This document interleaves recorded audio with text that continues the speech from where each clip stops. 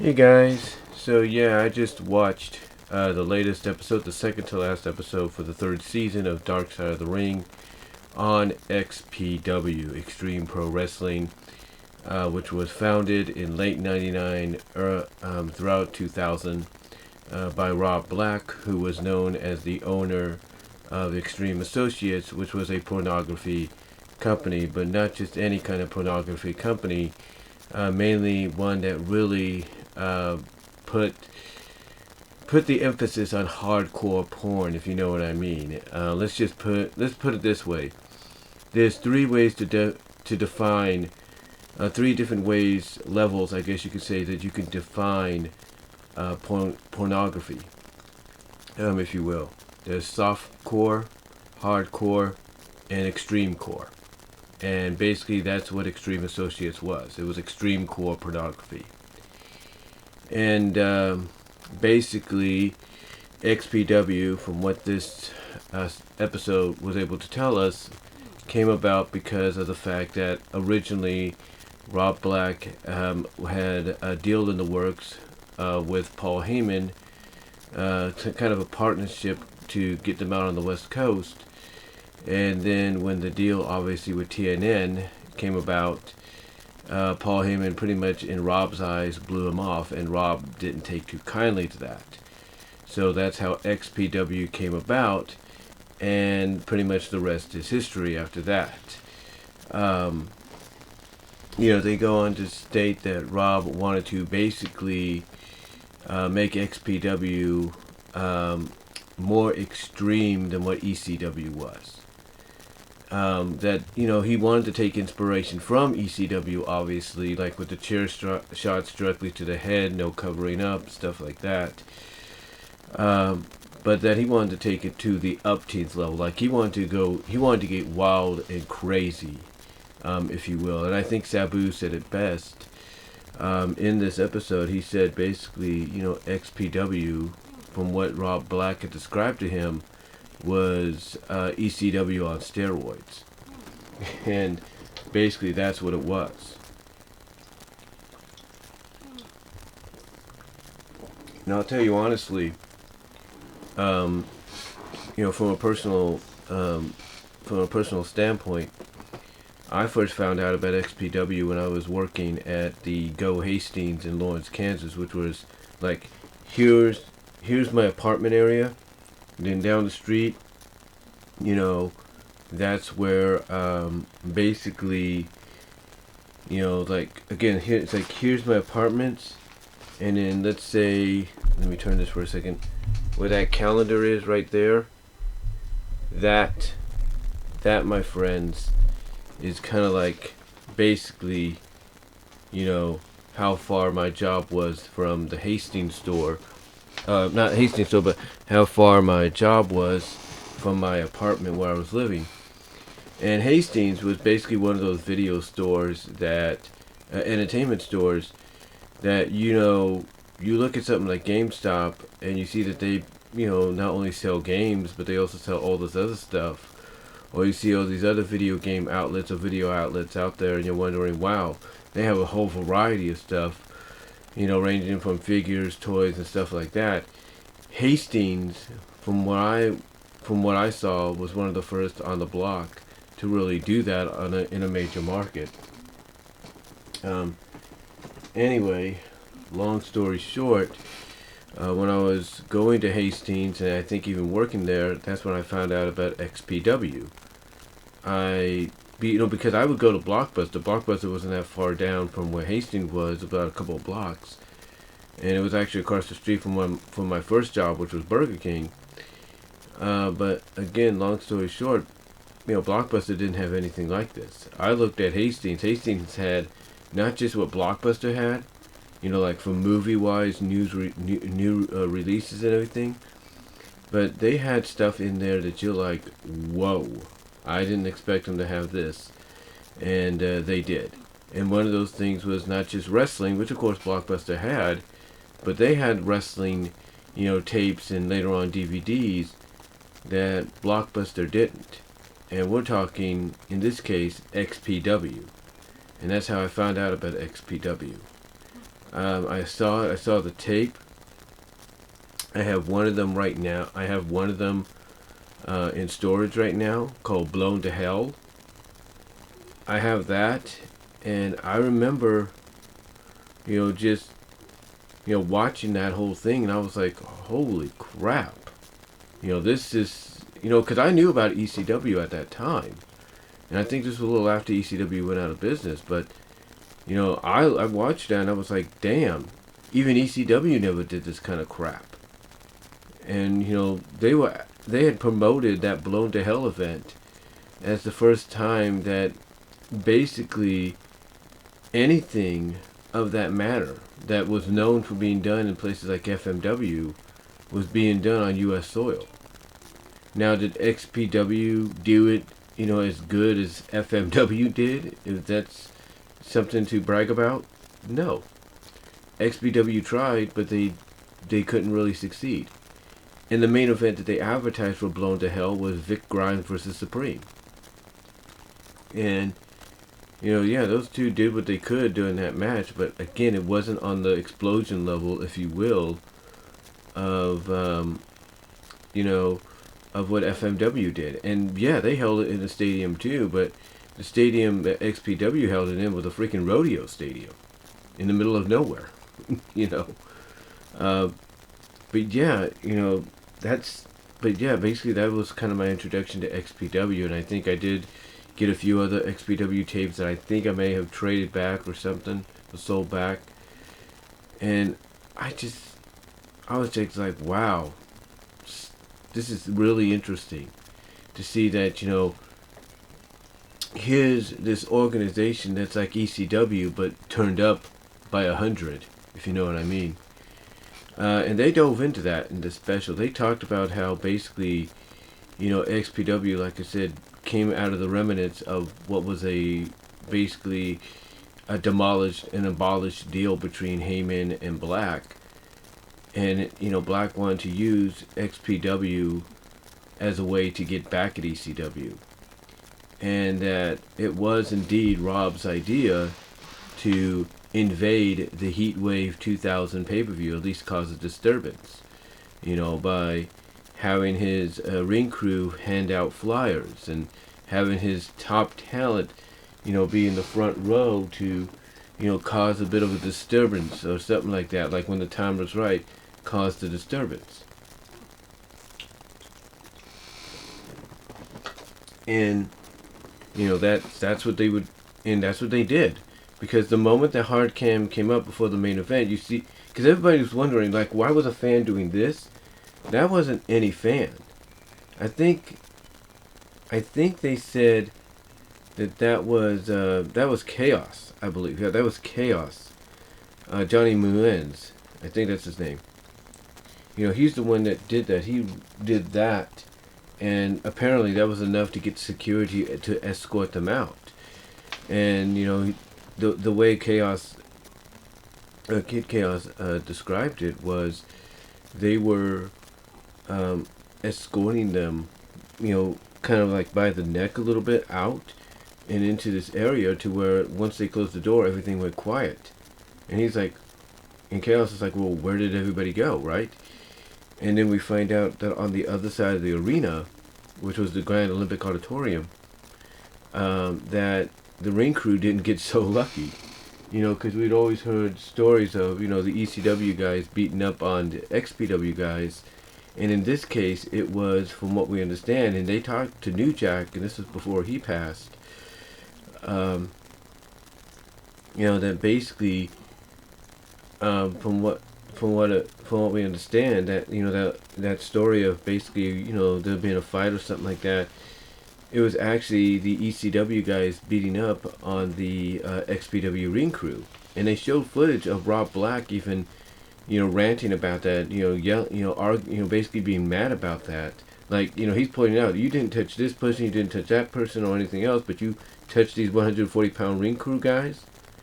It's like he felt that was BS. So anyway, he obviously wants revenge, right? He wants revenge.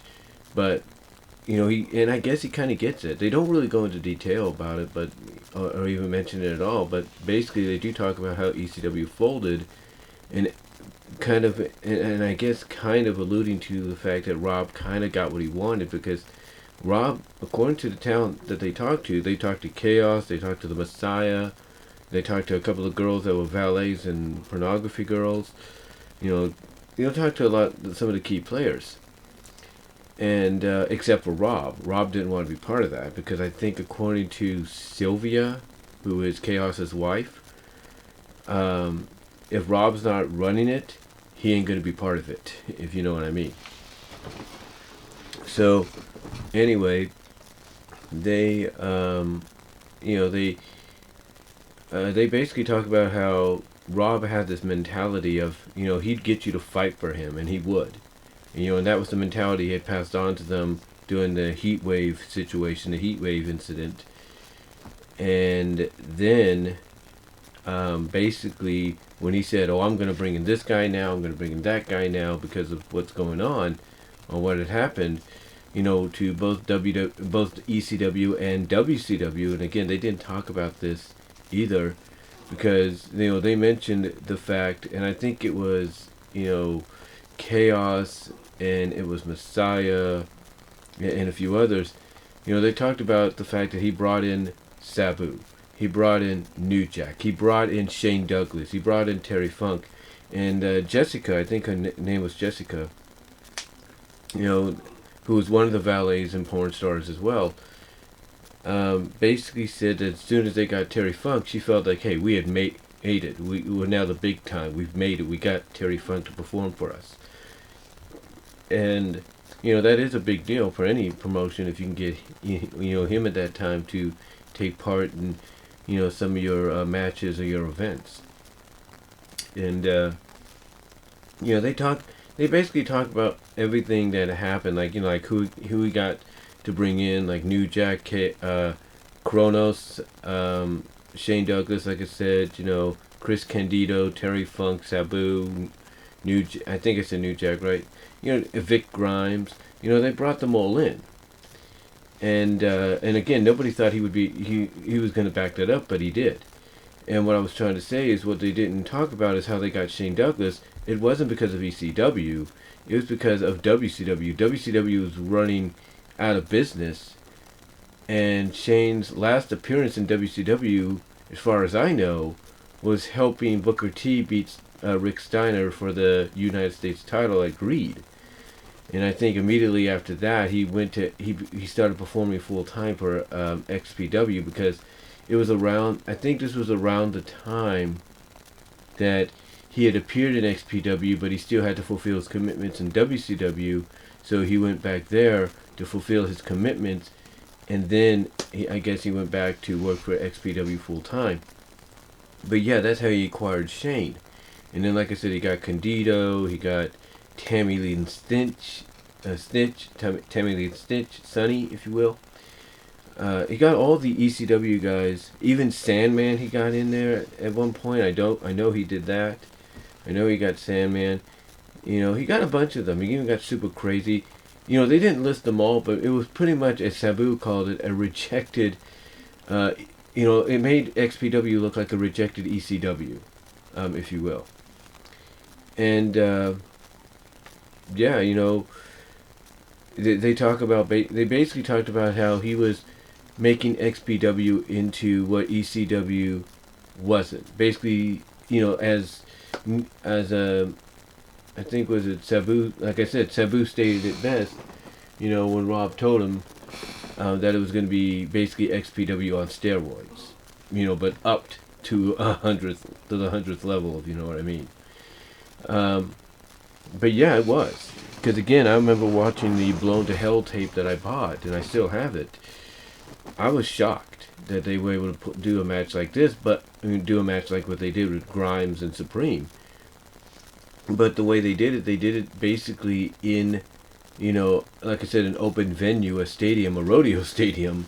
Not like the kind of stadiums they had in Kawasaki, Japan, or Tokyo, if for FMW, but it was a stadium nonetheless, to where they knew, hey, we can get away with it here without any trouble. but anyway, they talked about everything, the highs and yes, even the lows of XPW and what happened behind the scenes and all that. They talk about how William Welch is his name, otherwise known as the Messiah. They talk about how he got that name because he took a chair shot unprotected, and basically Rob, when he got to the back, when he got to the back, basically Rob Black was like, hey, great job, Jesus, and William's like, oh, Jesus, what is he talking about? And then that's how the whole, thought process of what his name would be, and they came up with these different names. Would it be the Savior? Would it be the Messiah? And he went with the Messiah, and I know that William, going by that name in wrestling, did kind of rub people the wrong way, especially from a religious standpoint. And believe me being a born again Christian, it does kind of rub people the wrong way when you have people portray themselves like that. But hey, whatever helps you get over, and it got him over. It made him a big star.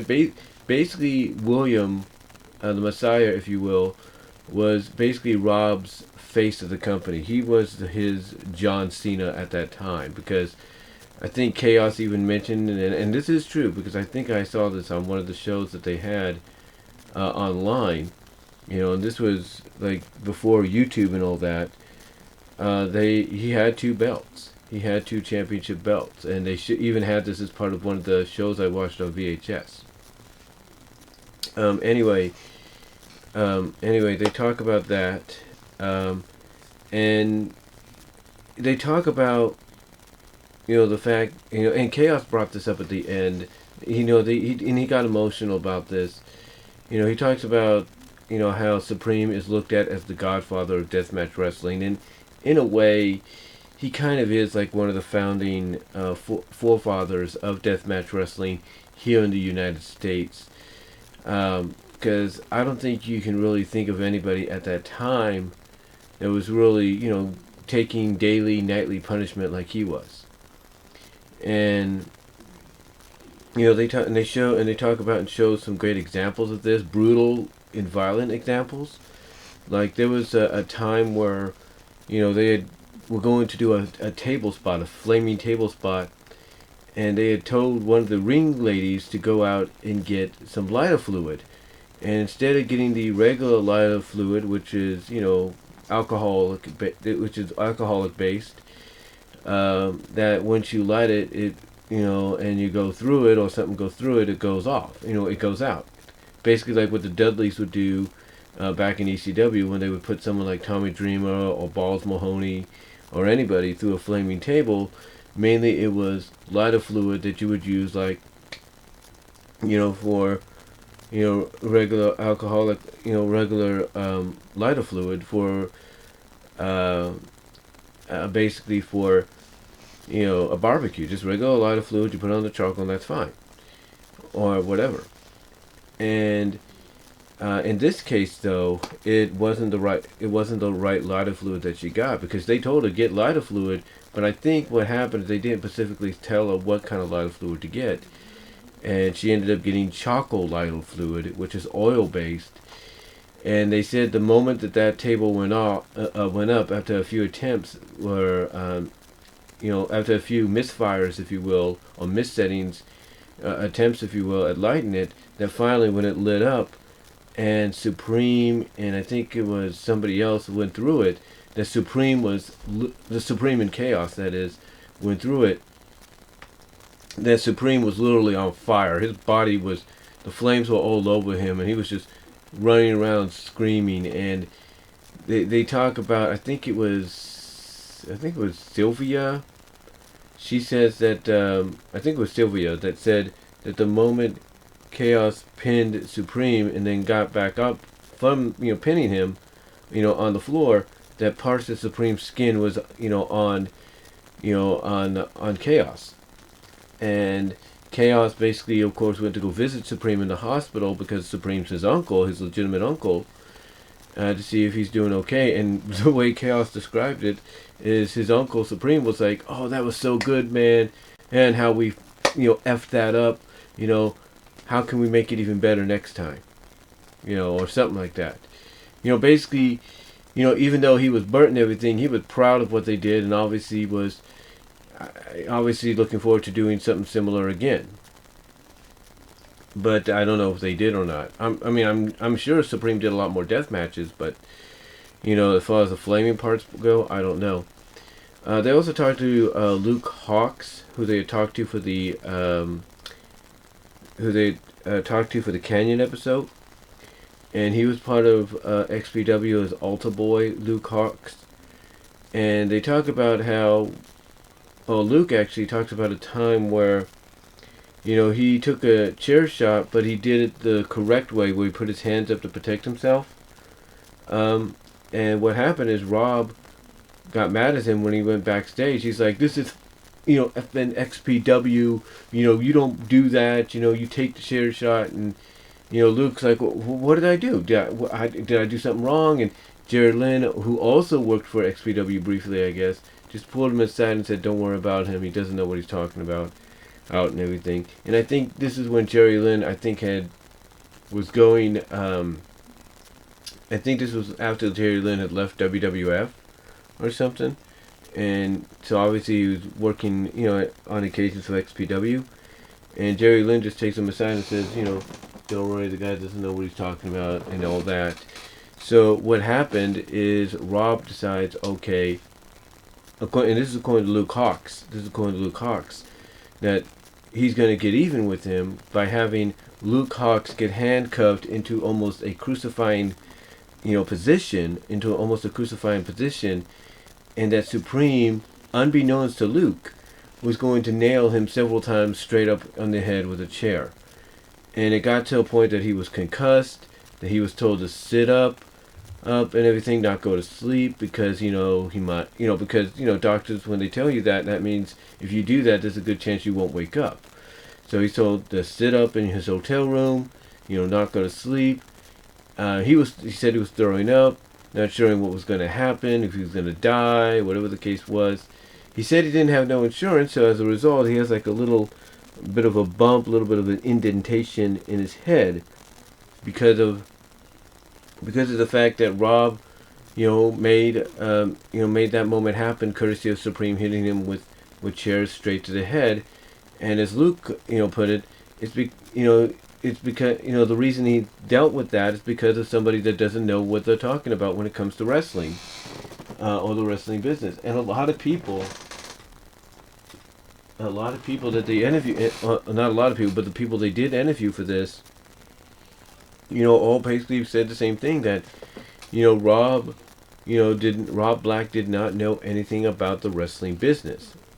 And, that's, and when you have somebody in charge of a company that doesn't know much about the wrestling business, and is more of a pornography kind of person, that's not a good mixture. It might be if it's done correctly in the eyes of some people, but it's not a good mix, I should say, if it's done incorrectly, and then that's kind of what the case was here. Now, they do talk about an incident that I'm sure when Solomonster talks about this this weekend, if not this Sunday, they do talk about the incident with Messiah and Rob behind the scenes. And what happened is that, long story short, Rob Black's wife was Lizzy Borden.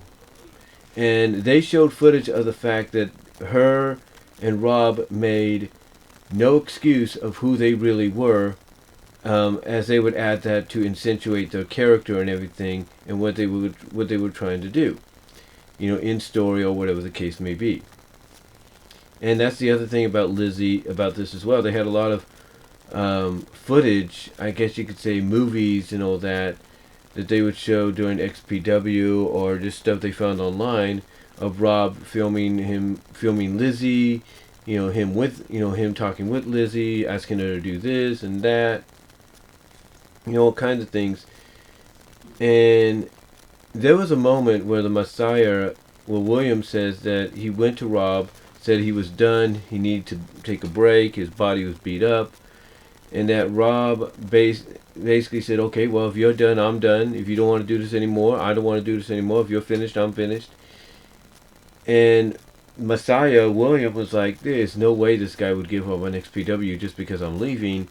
And so he went and talked with Lizzy, Rob's wife, and finds out that this is something that Rob does all the time. He basically manipulates people by saying, well, if you're going to do this, I'm going to do it, this and that. And he just says that he got caught up in a situation where he got played. And it got to a point when Lizzy would just, go to Messiah at times, William at times, to talk with him, to kind of confide in him on stuff. And of course, unfortunately, what happened is one thing led to another, and there was speculation going on, before the truth came out, that Messiah and Lizzy Borden, had gotten together. They basically had hooked up behind the scenes, behind Rob Black's back, and he was not too thrilled. He was not too thrilled about this, and what this did is it caused a huge rift between the two. A huge rift that has yet to be repaired, as far as I know. Mainly because of the fact that Messiah was sleeping with his wife. Now, Jessica had said she had slept with Messiah herself, and that I guess she also indicates that all of them slept around, if you will, herself included.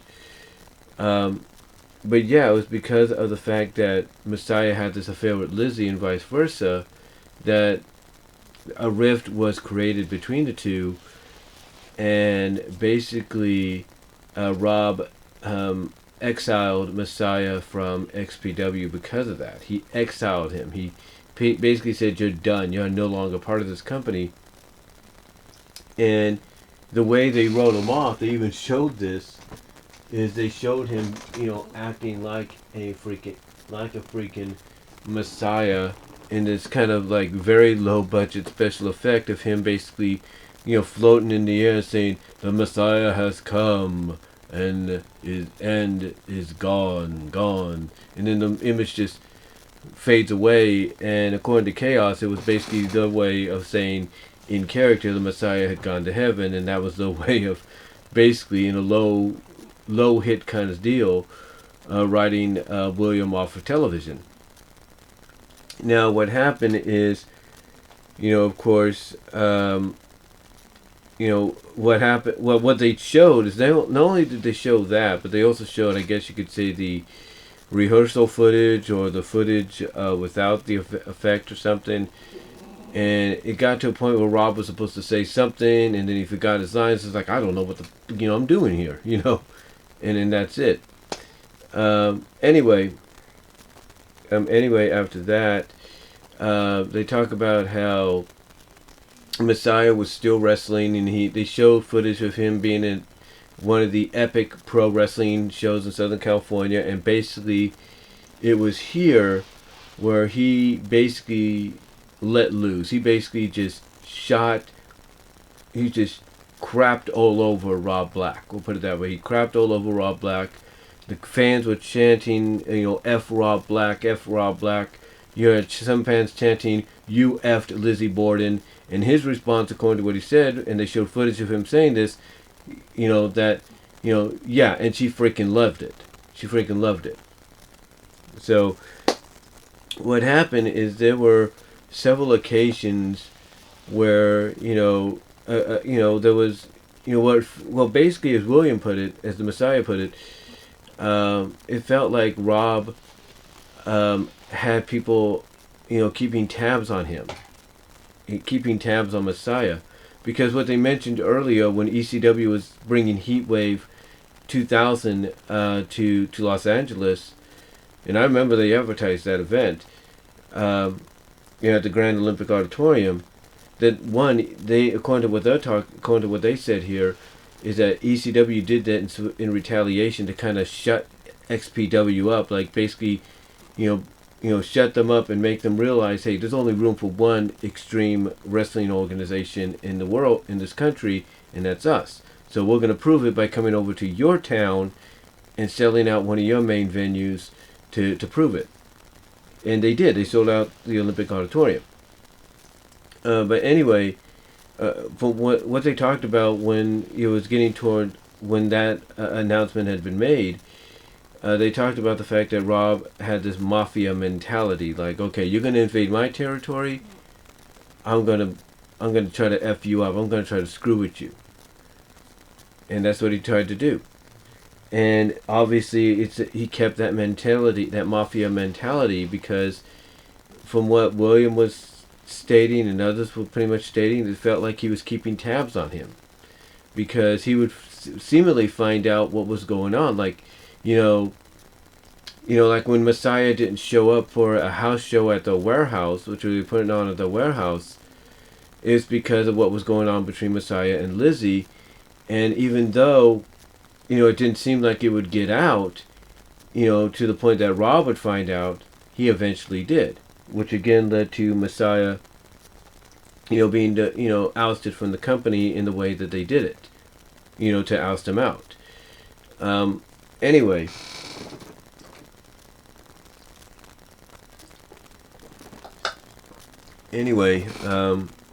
So they, they shot what I'm trying to say is, what happened is that basically Messiah decided to go and attend an XPW event in the nosebleed section. He was in the nosebleed section of said event, so that basically he felt like, he felt like being there, being in that section of the building they were in, he wouldn't get detected.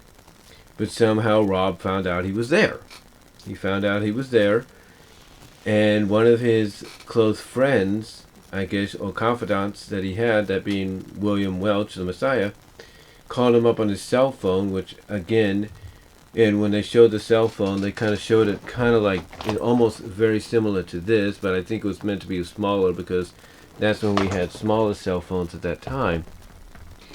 Dynamite D had called him up and said, hey man, you gotta leave, you gotta get out of here, you gotta leave the building right now. And William's like, well, why do I have to leave? And then he goes on to explain to him that Rob basically knows you're there, he's throwing a tantrum, he's taking it out on everybody, you gotta leave. So anyway, we get to one of the more infamous moments in the life, if not the career, of William Welch, the Messiah. Basically what happens is, he says he went home one day. He recently bought a GameCube, so he's going to sit down and play some video games, right? And what happened is, two guys enter his house, or a house he was sharing with a roommate. He's thinking, oh, they're friends of my roommates and everything, that's cool. He waves to them saying, hey, what's up, guys? Not realizing that they're not not friends of his roommate at all. They're not friends of his roommate. Because he notices when he's looking through the screen of the television, or looking in the reflection of the television, they're locking the door. One of them's locking the door, and then he's hearing them going like, you get him, you get him. And then and obviously that's enough for him to turn around. And as soon as he turns around, he gets tackled down by these guys. He's trying to fight. They put him in a chokehold and everything, but they hold him down just long enough to where they grab a pair of, it wasn't pliers, for anybody that's wondering. No, it was basically the way it looked like one of those clippers, lawn clippers, if you will, with a round shape, that you would use to clip a branch or something, or a long piece of vine growing, on your fence or something. And basically they described that what they did with those clippers, those long clippers, is they basically put it on his thumb, this thumb right here, and snapped it right off, and the blood just, from the dramatization, just came pouring out and everything. But he kept fighting. He tried to escape, he tried to get out of the house. They pulled him back because he couldn't, reach for the door. He couldn't grab the door because he was missing his thumb. So they dragged him back in. They started beating on him some more. They bashed a fishbowl over his head, which, for dramatization's sake, they basically put fish in the bowl. But my assumption, and this is just my opinion, my assumption is, I don't think they had any fish, when the real attack happened or anything. That's just my assumption. I wasn't there because honestly, there are people that have fish bowls, with water and all that, just just lying about it, just fish. They just have fish bowls for decoration. So, I don't think they would take a fish bowl and and bash it over somebody's head and it has water in it because the water will spill and they'll slip. So I don't think, honestly, just my opinion, my assumption on it, I don't think there was any fish in the bowl. If you know what I mean. I think it might have been just one of an empty fish bowl. They may have had an extra one and just go bam, and that's what they did to try to keep him down, to try to knock him down. Because what they were trying to do is they were trying to get to his other thumb on his other hand, but they couldn't. And it got to a point when he was fighting back, after they had pulled him back in, he was trying to fight back, that he grabbed one of them who was continuously trying to punch him, because according to Messiah, they were getting gassed out. And what he did is he hooked them into an arm bar and pulled back to the point that the guy was screaming, and that gave Messiah enough time to get out of the house, open the door, try to get out. But instead, the two guys that attacked him, they're the ones that got out. And what's crazy about this is, even though he tried to get some ice to basically clean up the room and all the thing, to try to stop the bleeding, put some ice on it, while he was also looking for his thumb, but because the pain was so much, he just ended up passing out. And what's ironic about this is, at the same time, or around the same time, Kaos, gets a knock on the door, and he and GQ Money, who some of you may know from ECW as well as may know from his time as Jason Jett in WCW, were about to film a segment for XPW TV, when they get a knock on the door, and it's Rob Black.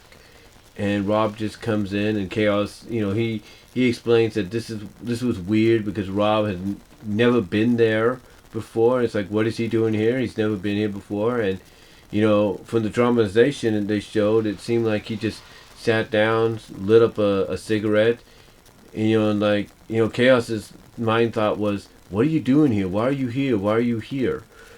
And he just couldn't figure it out or anything. He just couldn't figure out, why was Rob here. And I just checked something real quickly, but he was trying to figure out why was Rob there. And then, of course, word got out about what happened to Messiah. It got a lot of coverage. America's Most Wanted talked about it, and they even had footage from that about who would want to attack Messiah, for real, and everything. And and pretty much the consensus between those that they interviewed here, from Sylvia, Jessica, Chaos, and of course even Messiah William Welch himself, and even some of the other people that they talked about, like the producers, the live event organizer, the guy that was in charge of the live events and stuff. They basically talked about the fact that they didn't talk about it, but they all basically had this consensus that they pretty much knew Rob had something to do with it, because the way Chaos pretty much has this consensus that Rob had something to do with it, even though they can't really prove anything, is because of the fact that one day he says he went into Rob's office, and Rob says, "Hey, you better, you better watch who you hang out with, or you're gonna have your arm chopped off." And he's like, "What do you mean have my arm chopped off? What are you talking about?" And again, when you hear that and you kind of hear what everybody's kind of talking about, even New Jack, who pretty much feels the same way, along with the likes of Sabu as well. The overall consensus is they feel Rob had something to do with it, but they just can't prove it. They can't prove it or anything. So what happened is they did show footage of Messiah getting back in the ring and saying, "Hey, I may have one thumb, but I can still do all the stuff I normally can do, and everything, and and so I'm not going to let missing one thumb stop me from doing that." stop him from living life. Anyway, they get to the infamous scaffold match at the Grand Olympic Auditorium called XPW Freefall, and they talked to the guy, the live event guy, and he basically said, and this was the big surprise here, because with any wrestling event, you got to make sure you fill out the right forms to be able to have the event in said building, as well as have certain matches to go along with said event, that's going to be in said building. Anyway, long story short, they're talking to him, and he says that what he did, because they didn't have enough forms or the correct forms on them, is he took a form that was already used, and basically scanned it. He scanned it. Well, what he did, according to what he talked about, is he found an old form, he scanned it, not scanned it, but he used whiteout to white out certain things, scan it, type it up as if it's a new form, and then fax it to the people at the Grand Olympic Auditorium, and then he contact Rob saying, okay, we're good to go, we got the building. So yeah, and the surprise here was, because even the guys that do the interviews for Dark Side of the Ring, you could tell just by their reaction when he said this, they were like, so wait a minute, you're telling us there was no insurance at all? And he basically said, and the guy basically, the live event guy is like, yeah, technically, like there was insurance, but not, but not true insurance, not like legit insurance. So they talk about the scaffolding match. They talked to New Jack about it, and New Jack basically says that Rob was going to flip a coin about who would be the one to go, off the scaffolding into the ring. And basically, New Jack tells him, "Look, you can, flip all the blinking coins you want, all you want. Vic's going over, because as we know, New Jack wanted to get even with Vic for what happened at Living Dangerously 2000.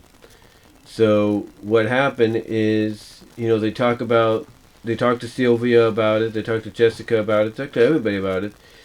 And Sylvia, she says, I looked at that and I saw how, just that scaffolding just didn't seem right. Like it felt off. Like, it was not, the best structure for two big men to be on. And, they talk about, obviously what happened, with people going, they talked to the live event guy who's going like, the people watching, they were going ooh and ah, and, they would talk, when they were talking about it, they talk about, and they talk to Sylvia, she talks about the fact that, she's looking at this and she sees, New Jack's, got a stun gun. Well, it wasn't Sylvia, but it's the live event guy they talked to, and he says the moment he looks out, that's when he notices, New Jack's got a stun gun, and New Jack, as we know, stuns Vic Grimes and throws him over. And Sylvia says there has to be a god because he saved his, and you have Sylvia coming out and saying, obviously there is a god, which there is, because he just saved his butt. That being Vic Grimes from literally not, existing anymore. And they describe how he bounced off the ropes with his leg, which carried him back into the ring. And what's funny about that is New Jack said, hey, I did what I had to do. I got my revenge. Rob Black was impressed with what I did. He gave me a bonus. He paid me. And then I left. I was done. In other words, the scaffolding match that he won, technically, was his last match in XPW. Now, New Jack did say that one of the things that, Rob allowed him to do was go into the warehouse that they had to use a forklift to get as much pornography as he wanted. And New Jack said at one time it felt like he had like 1,000 DVDs of porn. If you can believe that. And you know what? Honestly, I do. This being New Jack. But anyway, after New Jack left, things started to really dwindle, and that's when a lot of things outside of XPW, or at least connected to XPW, started to really mount up in a big way against Rob Black.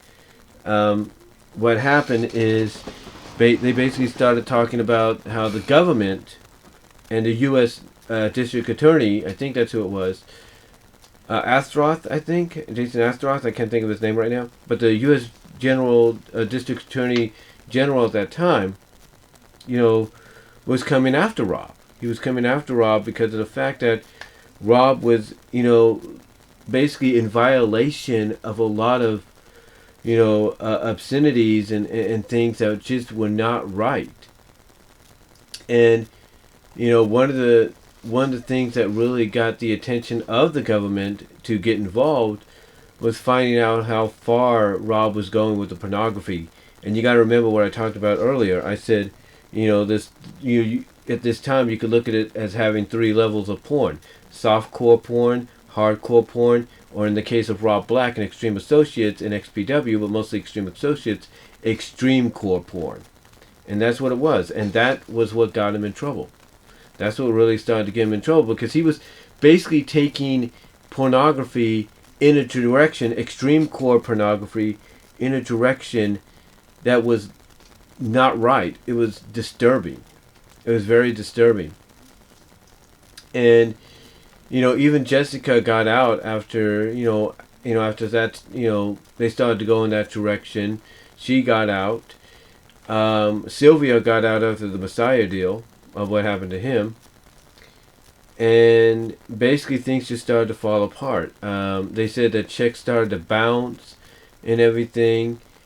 And there was even a meeting, they said, to where, Rob said, Rob basically told him, hey, go here and talk to this person. They'll give you all the answers you need on the day that the feds, on the day of when the feds come to raid them.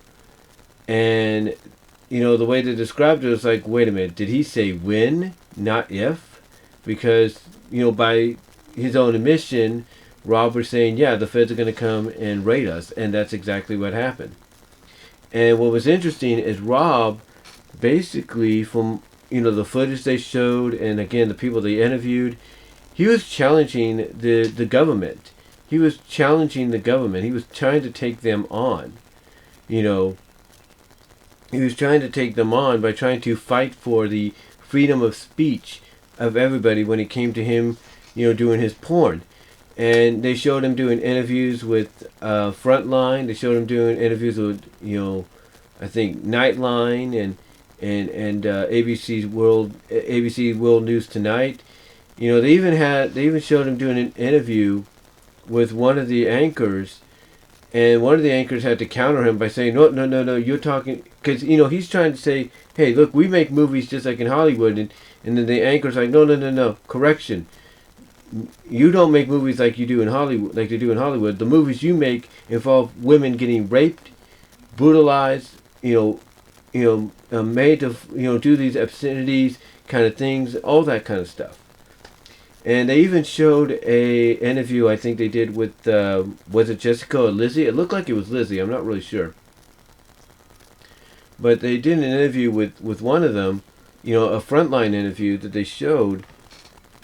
And basically, it was the Frontline interview where whoever they talked to basically said, like I said, I don't know if it was Jessica or Lizzy, who basically said that the way, the direction that they were going in with the extreme core porn, as I call it, was, they had a girl being dragged, she was being raped, she was being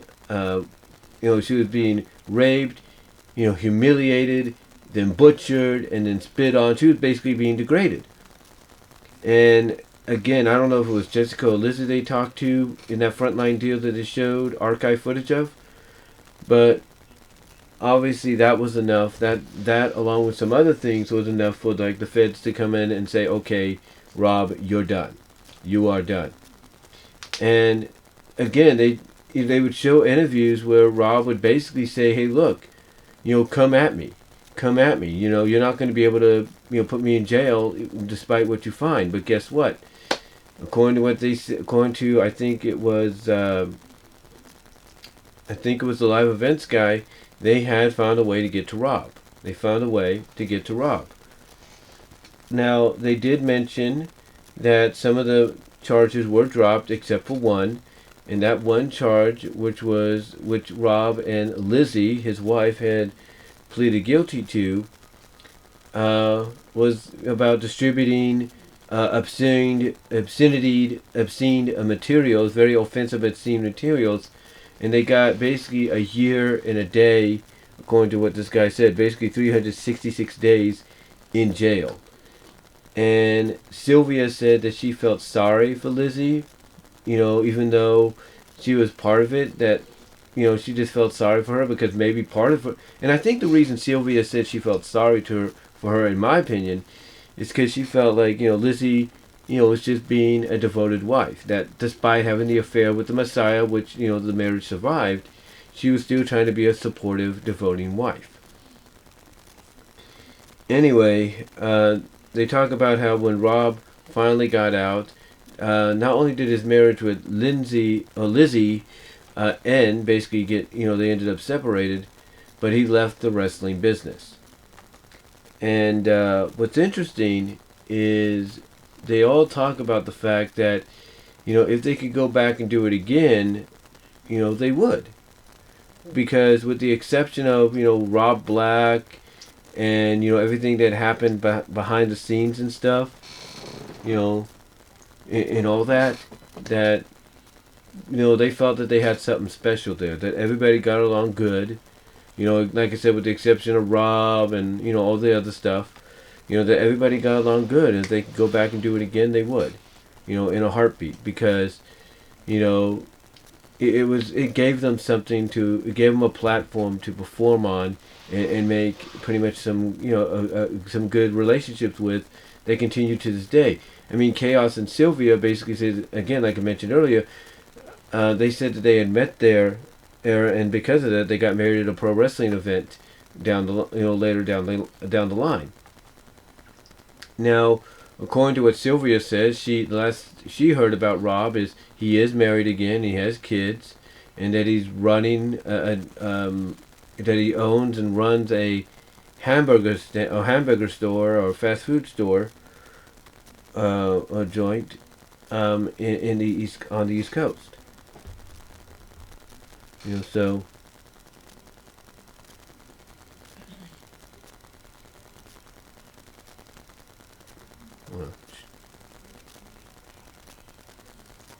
he owns a hamburger on the East Coast, which is called American Cheeseburger. I think that's the restaurant they showed that he may own, and you know, they're not sure, you know, what version of Rob Black is, you know, is you know, out there right now. Like, you know, if he decided like them to, you know, come back and do it again, what version of Rob would they get? They're not sure. Now one thing is, you know, William, even though along with them, you know, he does agree that, you know, he would go back and do it again. You know, that basically, you know, he felt that, you know, when, you know, Rob ended up in jail along with Lizzy, that they both got what they deserved. Not because of what happened to him, but because of the way, you know, the way Rob did business, basically. Overall, overall, I'm trying to say, and it's late, that, you know, it's late right now, and I'm tired, so you can kind of see that. But overall, I thought this episode was good. You know, we found out, you know, like I said, I thought this episode was good. Found out more about XPW than I thought. And yeah, if you're a fan of wrestling or even extreme wrestling, I do recommend checking it out. You know, I think you will enjoy it. There is, you know, they do give a warning, just like they did with FMW and all that. They do give a warning. and they highlight, like 3 sections of that warning that you have to look out for, and they do stand by that warning, and especially those 3 sections of the warning that they highlight. They do stand by that. And besides the rating of TVMA LSV, if you will, I have to say this was a good episode, and I highly recommend checking it out. I really do. So until next time, guys, that's all I'm gonna really say. Let me know what your thoughts are down below. Check out my Teespring store, as well as check me out at BW Rose's Discussions on all your favorite audio podcast locations except for Pandora. Also check me out at BW Roses on VENMO. Check me out at VENMO to donate if you want to do that. As well as check me out at patreon.com/BW Roses if you want to help support the brand there. But again, check out this episode, the second to last one, because the last one they're doing next week is on the steroids trial, and that ought to be interesting. That ought to be interesting in the long run, after it's all said and done. But let me know what your thoughts are again, guys, and that's all I'm going to say. Until next time, God bless, take care. I do apologize if I rambled or repeated myself during this. Like I said, I'm tired. It's about 12:33 in the morning now. But again, let me know what your thoughts are, and I will talk to you all later. I'll try to provide a link to the episode here so you guys can see it. But until next time, peace, God bless, I'm out.